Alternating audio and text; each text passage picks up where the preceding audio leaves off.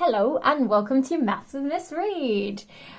Today we'll be looking at the four operations. This is a speed round. Can we remember the best ways, most efficient ways to do our four operations? We have looked at multiplication, addition, division, subtraction, and now we need to make sure we know how to use each of them really quickly. If you are doing addition, the quickest method for you to use is column addition. The steps to doing column addition include step 1, making sure you take your question. For example, here we have 10 add 5 equals 15. We need to make sure we lay it out in a column under our tens and ones, remembering our place value. We need to make sure we have written our add here so that we don't make any mistakes or accidentally do a different type of addition. And then we need to check our answer by working out in different ways, using your fingers, double checking in your head, making sure you have taken the question and written it down properly up here. Remember to check your answers always. So all of these here, I'm going to do a quick check of. I know 0, 5 is 5. I know 1 add nothing is 1. This one's got to be correct. Ta-ding! I've got 8 add 1 is 9. I've got 6 add 7. Oh, I'm going to do it quickly on my fingers to double check. So 7, and I'm going to add 6, 7, 8, 9, 10, 11, 12, 13. I know that's a 3, and I've got my little 1 there. Okay, 5, add 2, 5, 6, 7, I need to add that 1, that's 8, I've checked that one, I'm certain it's correct, and I'm certain I've written the question out correctly. I could do that for the last one, but I can see that you all know what I've done there. When you are doing addition, make sure you have your place value correct, you've got your little add symbol there, and you've got your answer laid out in a way that it is clear where it is in its place value, and make sure you've got rid of any of your little bits, your little tiny numbers, and make sure you've added them in correctly. All right, back to the start then. We've got addition, done, tick, check. We need to have a look at our subtraction. The quickest way of doing subtraction, the most efficient method, is using your column subtraction. I'm going to check here to make sure I've got my columns correct and I've answered them correctly. So this question says 27 take away 12 equals 15. I've definitely written 27.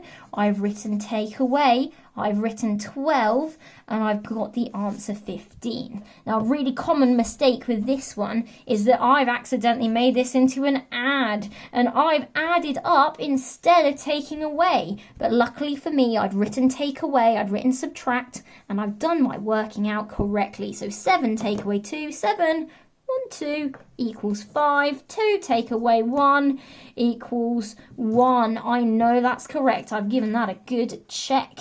Down here, we've got much trickier questions, but I can check in the same way to make sure I've carried over. I can see when there's going to be a problem because that means the line at the bottom has got bigger numbers than the line on top. And I can see that I've carried over a number. So I know I've done something right there. That's brilliant. 8 take away 1 definitely equals 7. 17 take away 9 is not 7 take away 9 because I know I've got my little 1 there. I can double check using my fingers or doing it in my head, whatever's easier. So I've got my 9 on my fingers. I'm going to count back from 17. 17, 16, 15, 14, 13, 12, 11, 10, 9, 8. 8. And then this has definitely become my 2. I know I've carried it over and I've taken away 2, so that's got nothing left there. That one is absolutely correct. I've checked it. Don't need to check my last one. I've made sure that that's all correct by using this foolproof method, checking I've carried if I need to, making sure I've done subtraction instead of addition, and also making sure I've done my subtraction correctly. It's really easy when we're doing things quickly and in our head to make obvious and little silly mistakes. There's nothing wrong with them, but if you don't check, you won't spot them and you could get that answer wrong. We've checked that one. We've done subtraction. We have now done addition and subtraction, which means we're moving on to multiplication. When we did multiplication, we knew there were many different ways to do it. There are 2 very efficient ways of doing multiplication. The most efficient is this column method. Some of you can make it shorter and neater, and some of you are expanding it and making it longer. That's amazing.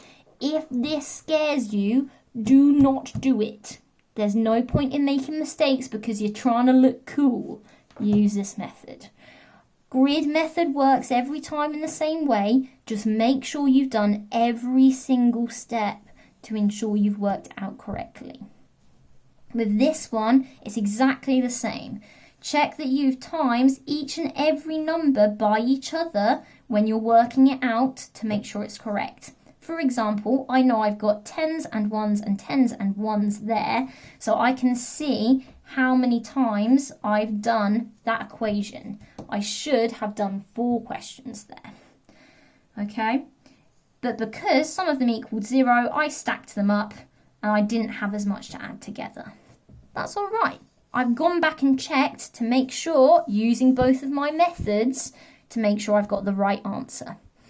Whatever works for you, that is fine. Whatever is quicker and ensures you have the right answer. But please still check. If you could have done that in your head, bravo! But if you've written it down, you've ensured you've not made any of those silly mistakes. All right? Grid method, column method, both work great. Back to it. We've got division. Last but not least, what a useful skill to have.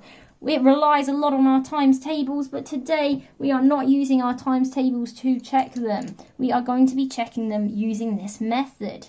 We've got in here, so sorry. Many different questions.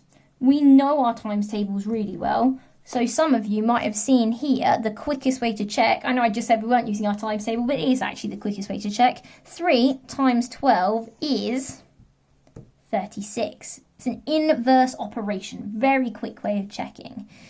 And now this one's a bit trickier.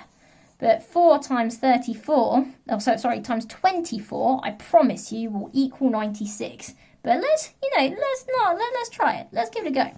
I'm going to use our patented grid method. Here we go. So I've got 24 times by 4. I know that 2 times 4 is 8. And I need to make sure I put my O in there, just like when we do our grid method. I know that 4 times 4 is 16. So that's 80, add 16. And that means 6, 8, 9, 96. So inverse operation.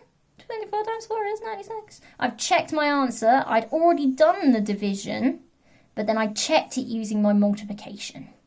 Now, for some of you, that might take too long. You might just want to try this method again to check that you haven't made any mistakes when you've been putting your numbers into each part. That is fine, whatever is easiest for you. Again, but please make sure that you do check.